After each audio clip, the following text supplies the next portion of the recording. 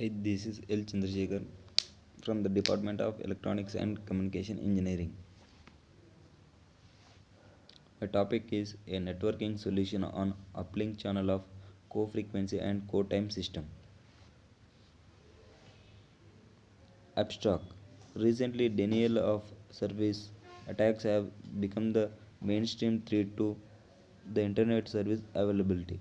The filter based packet filtering is a key technology to defend against such attacks. Relying on the filtering location, the proposed schemes can be grouped into victim end filtering and source end filtering. The first scheme uses a single filtering router to block the attack's flows near the victim, but does not take the factor that the filters are scarce resource into account,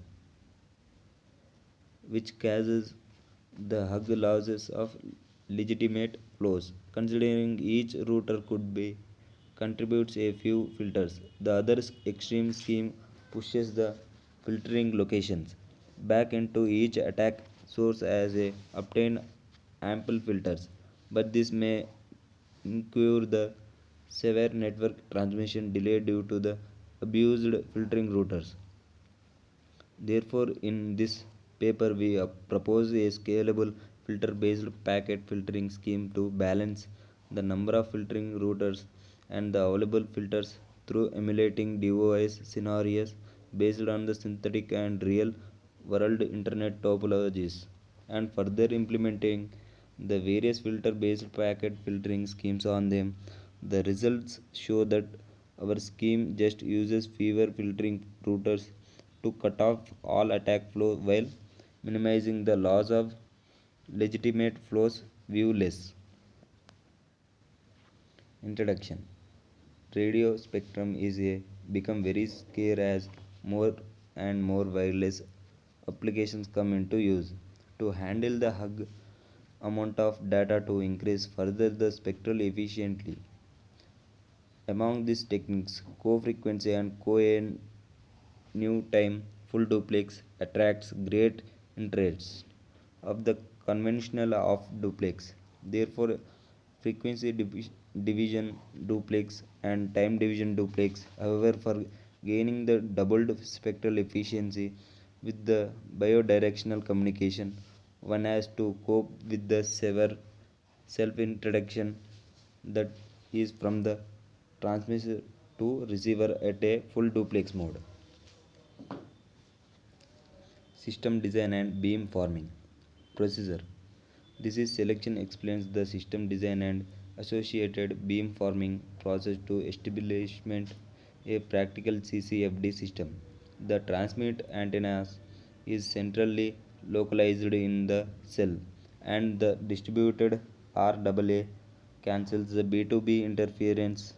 The RAAs of BS are connected can work in either CCFD or TDD mode, letting M denote the cluster size, N denote the number of antenna elements.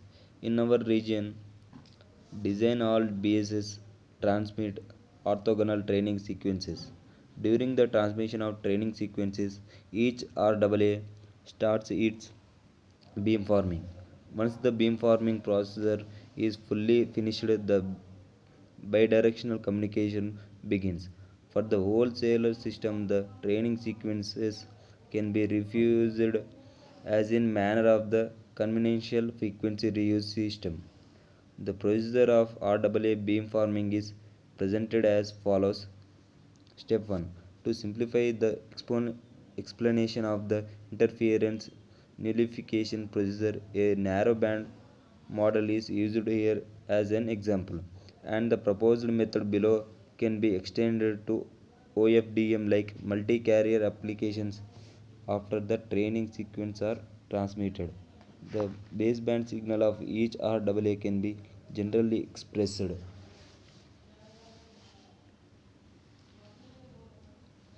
Time division multiple access. Time division multiple access TDMA is a channel access method for shared medium networks. It allows several users to share the same frequency channel by dividing the signal into different time slots. The users transmit in rapid succession, one after the other, each using its own time slot. This allows multiple stations to share the same transmission medium, therefore radio frequency channel, while using only a part of its channel capacity. Dynamic TDMA is a TDMA variant that dynamically reserves a variable number of time slots in each frame to variable bitrate data streams based on the traffic demand of each data stream. TDMA is used in the digital 2G cellular systems such as Global System for Mobile Communications, IS-136 Personal Digital Cellular, and IDEN, and in the Digital Enhanced Cordless Telecommunications standard for portable phones. TDMA was first used in satellite communication system by Western Union in its Western 3 communications satellite in 1979. It is now used extensively in satellite communications 2, 3, 4, 5 combat net radio systems and passive optical networks PON networks for upstream traffic from premises to the operator. TDMA is a type of time division multiplication. TDM with the special point that instead of having one transmitter connected to one receiver, there are multiple transmitters. In the case of uplink from a mobile phone to base station, this becomes particularly difficult because the mobile phone can move around and vary the time advance required to make its transmission match the gap in transmission from its peers. Characteristics: shares single carrier frequency with multiple users. Non-continuous transmission makes handoff simpler. Slots can be assigned on demand in dynamic TDMA. Less stringent power control than CDMA due to reduced intra-cell interference. Higher synchronization overhead than CDMA. Advanced equalization may be necessary for high data rates. Its channel is frequently selective and creates interference. Cell breathing CDMA. Frequency by slot allocation complexity. Pulsating power envelope interference with other devices. Comparison with other multiple access schemes. In radio system, TDMA is usually used alongside frequency division multiple access FDMA and frequency division duplex. The combinations referred to as a FDMA or TDMA or FDD. This is the case in both GSM and IS-136 for example. Exceptions to the include the DECT and personal handy phone systems. Microcellular system UMTS, TDD, UMTS variant and China's TDCC DMA which use time division duplexing where different time slots are allocated for time based stations and handsets on the same frequency. A major advantage of TDMA is that the radio port of the mobile only needs to listen and broadcast for its own time slot. For the rest of the time, the mobile can carry out measurements on the network, detecting surrounding transmitters on different frequencies. This allows safe inter-frequency handovers, something which is difficult in CDMA systems. Not supported at all in IS-95 and supported through complex system addition in Universal Mobile Telecommunication System (UMTS). This is in turn allows for coexistence of microcell layers with macrocell layers. CDMA by comparison supports soft handoff which allows a mobile phone to be in communication with up to 6 base stations simultaneously. A type of same frequency handover, the incoming packets are compared for quality and the best one is selected. CDM is a cell breathing characteristic where a terminal on the boundary of two congested cells will be unable to receive a clear signal can be often negate this advantage during peak periods.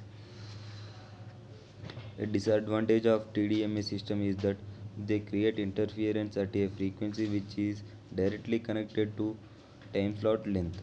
This is buzz which can sometimes be heard if a TDMA phone is left next to a radio speakers.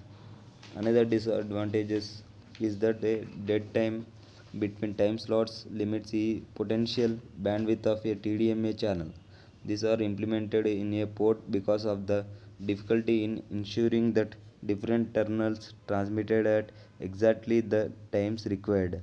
Handsets that are moving will need to constantly adjust their timing to ensure their transmission is received at precisely the right time, because as they move further from the base station their signal will take longer to arrive.